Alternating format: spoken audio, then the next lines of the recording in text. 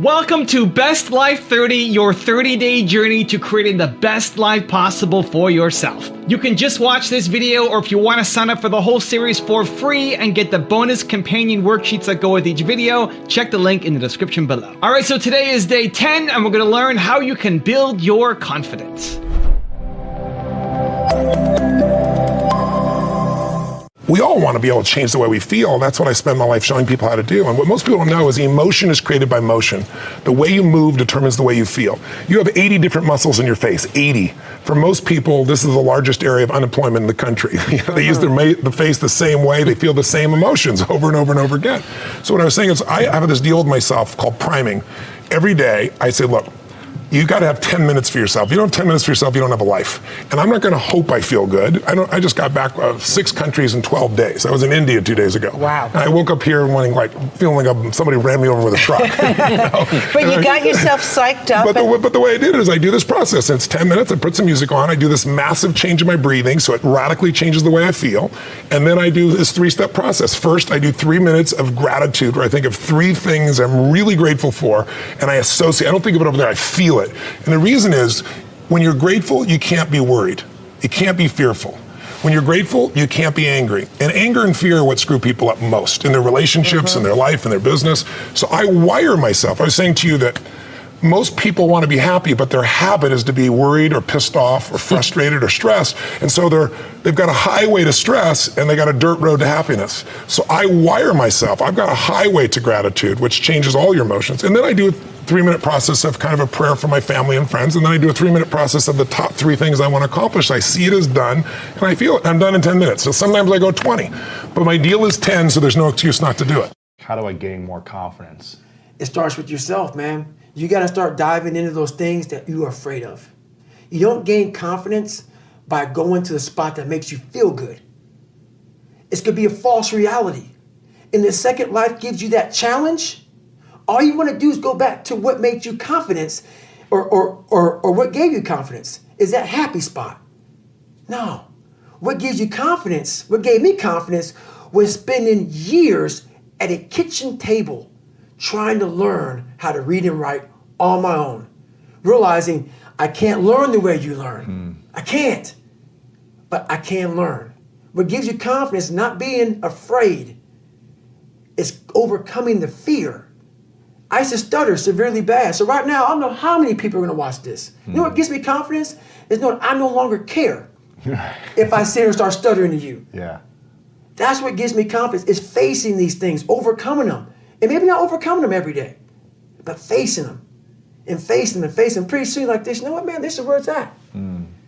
It's not in that comfort zone. It's in the discomfort zone is where my confidence is getting built.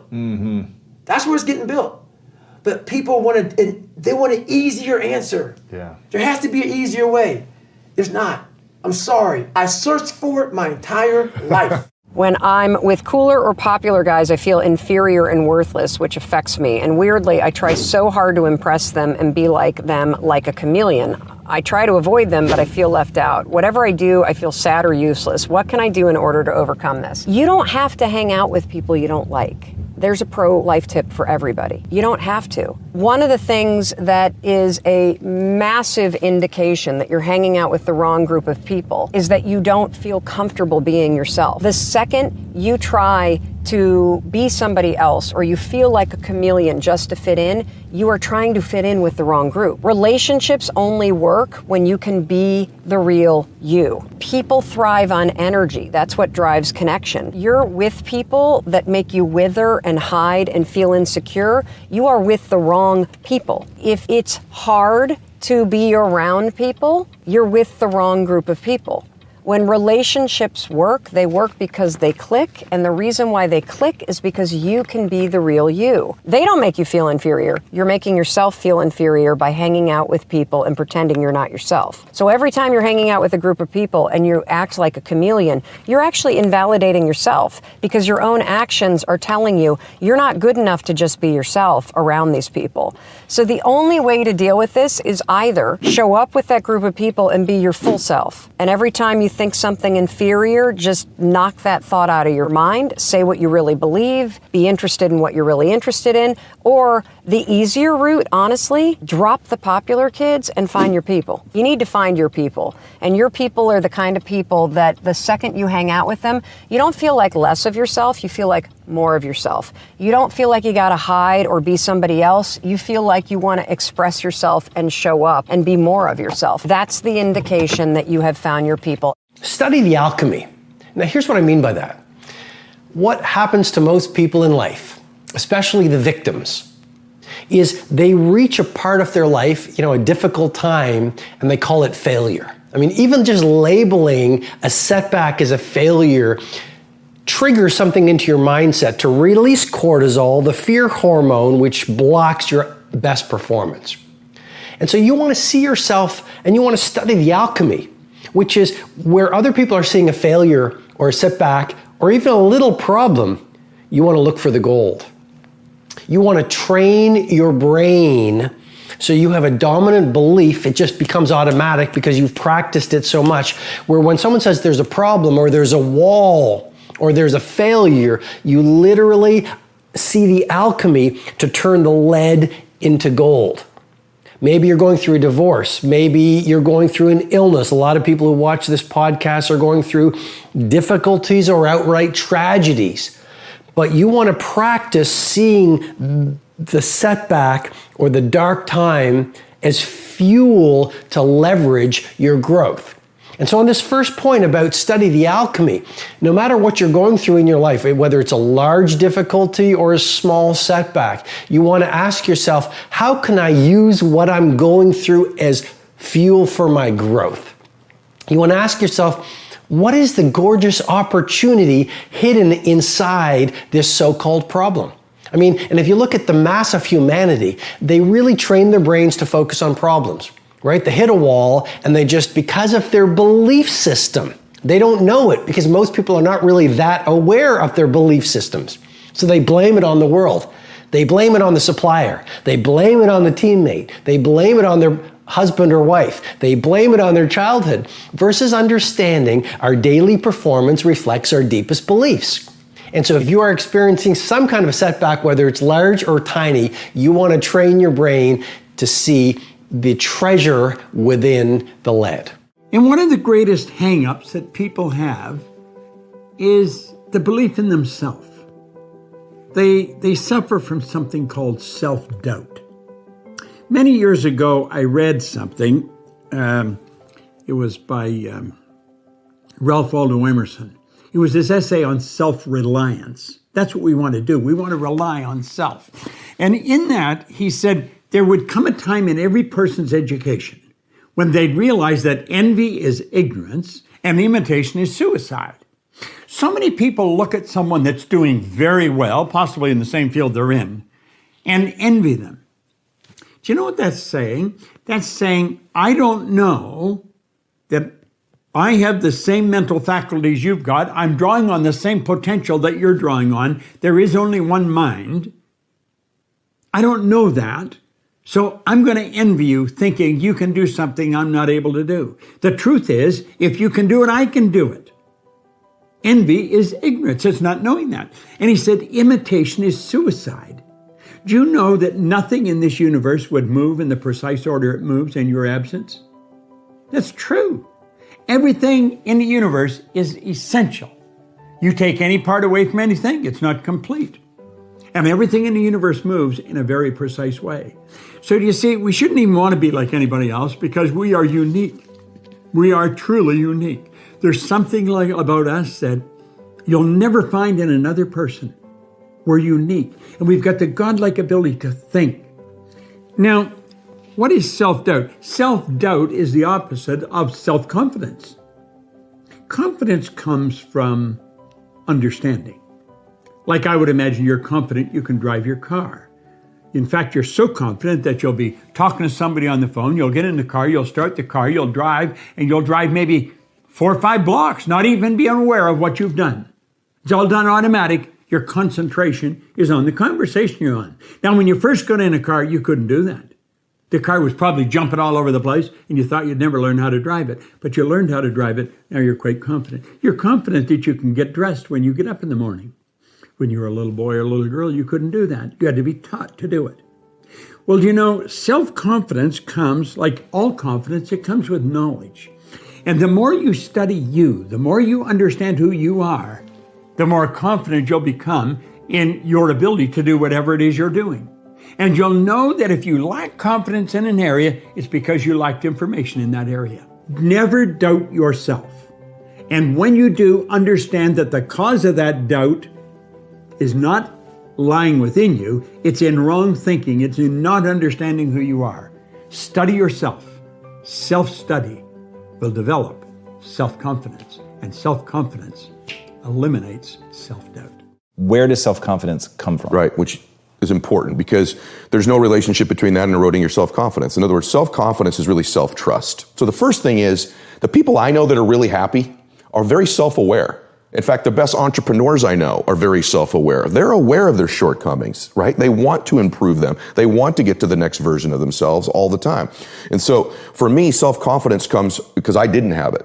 And I think anytime you meet somebody like yourself or myself who might now appear self-confident, it's because I really had to find tools and resources because I was so insecure and shy and introverted. So I had to find techniques and resources to build that up in me. And for me, it's very simple. It's the promises that I keep to myself. If I have a habit over and over of beginning to stack one on top of the other, of keeping promises I make to me, not other people. In other words, the minute you begin to get external in your life, worrying about what other people think about you, right? You've lost all control.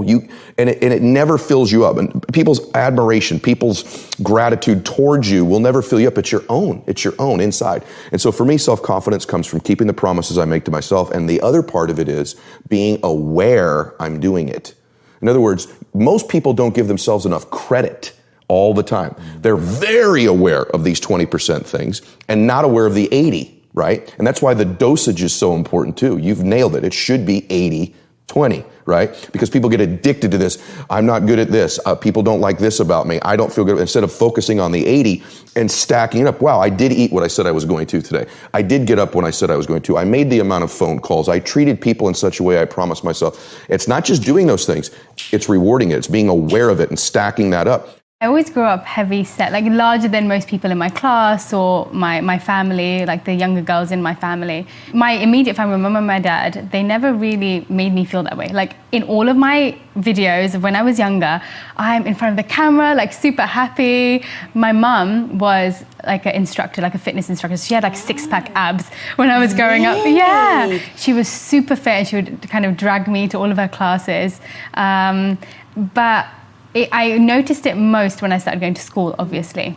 You end up seeing people around you and the girls around you and the type of people that end up being liked or disliked. And you realize that actually ends up being a lot to do with your physical form. I want to go to what you said about your mum having 6-pack abs. Yeah. Like, did it dawn on you at the time? Like, was there any envy or did it make you feel badly, or you were like, no, I was just a happy-go-lucky kid and it was cool that my mum had abs? No, I definitely felt it. Like, you definitely feel it from a young age, and emotionally it was more when people would make comments about it, or when you can't fit into things, or when you see yourself in like a video with the rest of your family or your cousins and you're like the chubby kid in the corner, you know, you don't.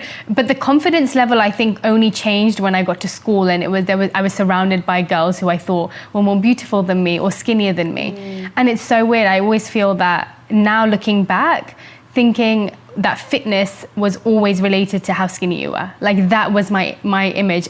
Growing up, that's all I thought. That to be fit, that means you have to be really, really slim. And it wasn't necessarily because of my mum, but it's just what you end up growing up looking at all over the place is women wanting to be super slim. And in my eyes, that meant for me to be fit, I had to be skinny. So how did you not let that erode your self-worth? Or did it erode your self-worth? I think it definitely did, because growing up, your self-worth, I feel, is based on everybody around you. When you're a teenager, it's how many guys like you or whether the guy you like likes you back. That ends up defining whether you love yourself or whether your friends love you. You're not stable, you have no rooting, and so everything that you base your love for yourself on ends up being external. And so I definitely had ups and downs of really thinking I was something when somebody liked me, and then when somebody didn't like me or my friends decided not to be friends with me, I would dislike myself. And so everything was based on external validation for sure. And how did you stop that loop then? Or when, do you remember the first time you recognized it, that it was a loop? Yeah, it felt that way for a long time, that I felt something was missing. Like I knew that my love for myself could not be based on other people. There had to be something else that I could have a foundation of, okay, fine, there can be ups and downs, but I never go down to a low where I don't love myself. And I definitely think meditation was the turning point for me. And I felt that because it was the one time in the day where I would end up spending time with myself. Like I feel like people don't do that. We spend time on everything to do with hair and makeup and clothes and on other people, looking at other people, talking to other people. But I felt like I wasn't spending any time actually thinking, who am I? Like, I don't know who I am. And I feel like in a relationship, whether it's with yourself or whether it's with somebody else, you have to know yourself, to love yourself. We never get into relationships with people or friendships with people without knowing them. You can't fall in love with someone without knowing them. And so I felt like, okay, who am I? Like, I actually don't know who I am. I don't know what I like. I don't know what I dislike. Everything that I like or dislike is based on other people. Everything that I like about myself is based on other people's likes of myself. They're saying like, oh, you've got beautiful eyes, your hair. So like, my eyes and hair must be lovely. Exactly. And so everything is to do with, oh, they like it, so that must be who I am. And so I felt meditation was the first time, or just journaling was the first time I started writing down things about things I like about myself or don't like about myself. And so it created more of like a relationship with me. I was having a relationship with myself finally, rather than my perception of myself because of other people. God, I love that. There are some people around us who just seem like they are born with natural confidence. You know who I'm talking about. They're super smooth, super confident. They always know the right thing to say. Think about President Obama. He just seems like a smooth guy. Think of one of his famous "Yes, we can" rally speeches. Not being political here, just talking about his oratorical skills. What do you notice about how he speaks? He's powerful. He's decisive. He speaks slowly and almost never stumbles or stutters. His points are clear and they're to the point. He's the epitome of confidence when it comes to a speaker on stage. So when you look at somebody like him, it's very easy to assume that he has some innate ability that he was born with. Either you have it or you don't. But the truth is, confidence is a skill. And President Obama, just like all confident people, built that skill. He practiced it over a lifetime. So here's a simple example of how you can control your confidence in less than 20 seconds. Take something you routinely say, like what you did this weekend, and change the way you say it. I want you to channel your inner super confident person. It could be Barack Obama. It could be Susan Sarandon. It could be whoever you want. Don't focus on who it is. Don't even worry about what you say. Instead, focus on changing how you say it. Sit up straight. Speak slowly. And imagine what you're saying is incredibly important because the people listening want to hear it. Let me show you an example, a little before and after. I can't even remember. I mean, I think it was pretty good. It was actually pretty crazy, but I just went to a movie and saw some friends, you know, the usual, I guess. Now let's compare the after. We had a great weekend. I was with the kids on Saturday. Then Michelle and I caught a Broadway show and finished the night at that new sake bar downtown. Now, what'd you notice? Notice first that I'm intentionally using someone else to role play. This really lets us get into play acting without worrying about our own life, our own Saturday. Ooh, maybe I don't have as cool of a life as going to a sake bar. Don't worry about that. All we're doing here is working on our delivery. Remember, nobody sees inside of you. They don't see how confident you are, how much work you spent practicing. All they see is the way you answer a question or the way you sit when you're talking to them. So when it comes to confidence, confidence can actually come from the outside in, not just from the inside out, which is what everybody tells you. So instead of waiting for it to just magically appear, where's my confidence? Where is it? We're actually changing our behavior. something everyone can do, and we're letting the confidence follow. The external influences the internal. And once you master this concept, you can apply it to a lot more than just how you speak and how you sit. I want you to borrow confidence from the past. You see, when we're doing something where you have to muster up the confidence, we think of the things that could go wrong. We think of, well, what if I don't come through? What if I don't say the right things? I need to rehearse this over and over. What if? What if we change that? And instead of thinking about what could go wrong, of course, we know this, start thinking about what can go right. But better yet, rob confidence from the past. Go look in your past at times when you weren't sure if you'd go through, but you made it happen. When you thought you wanted the girl and you got the girl, or you got the guy, you got the job, you got the deal, you got the money, you got the sale. A time you scored the touchdown, you got the run, you were good at band, you were the star of the play. Rob confidence from the past. Remind your body, remind your cells, remind your subconscious what it felt like, and bring it into the present time. I'm telling you, you can transcend that old confidence into your current state and watch your state of mind change just like that. I get kicked out of college. I got kicked out of college my second year because I didn't want to continue to run track. I took my team undefeated the first year. Wow. And they went from not having won a track meet in 2 years at all to going undefeated in 1 year. If you could attribute what allowed you to lead the team to do that in one or two insights, what would it be? I had unwavering confidence. Did you cultivate that, or was it natural? Was it cultivated at home, or was it personally cultivated? My dad and my mom, they I don't know if it was brainwashed or encouraged me. I could do anything. Yeah. Like opposition didn't scare me. It's never have scared me. Like I don't look at how big the mountain is if I can climb it. I go, are we gonna climb it? And what do we need to climb that size mountain? You don't measure if I can do something based on the size of the opposition. You decide we're going to do it and then decide what to do for that particular scenario. Very different strategy. When you look yourself in the mirror, what do you see and what do you say to yourself? Probably the most egotistical things that I say. I'm probably most egoed out when I'm talking to myself, which means that I've got a lot of confidence and ego. I really, whenever I talk to myself in the mirror, it's always the same thing, which is like, you're going to do it, man. Man, you're good. Like it's real good stuff. And it's not like false pumping up. I only do it 7 times a year, but like something would have just happened, either adversity or something great. And I'll look myself and say, we got this. I got a funny, Kevin Durant walked off the field, off the court the other day against the Warriors. And it was a big game, day before the Super Bowl, and they lost. It was the first time they played, and the Warriors are having probably the greatest season of any basketball, right? Yeah.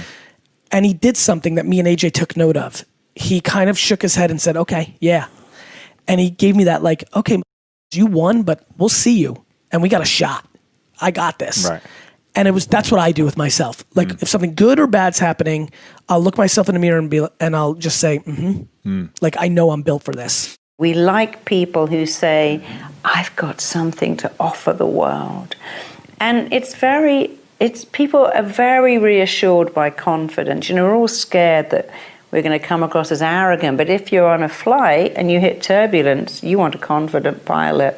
If you're sick, wouldn't you like a really confident doctor go, oh, I'm the best doctor in New York, I'm going to make you better. You don't want to go, well, I don't want to brag, I'm sort of okay sometimes, but he's better than me. We don't want our kids' teacher to go, well, I'm not the best, I have good days. We want them to go, I'm the best teacher, and I'm going to give you back your kid in a year's time, radiating confidence and talent. We pay for that, and yet we're so scared of saying, I've got a gift, I've got a skill, this is what I'm good at. You see the 2 biggest enemies to success. Number 1, self-doubt. Number 2, fear of the unknown. We struggle with self-doubt. We worry, are we ready for this? Are we good enough? Do we actually have what it takes to succeed?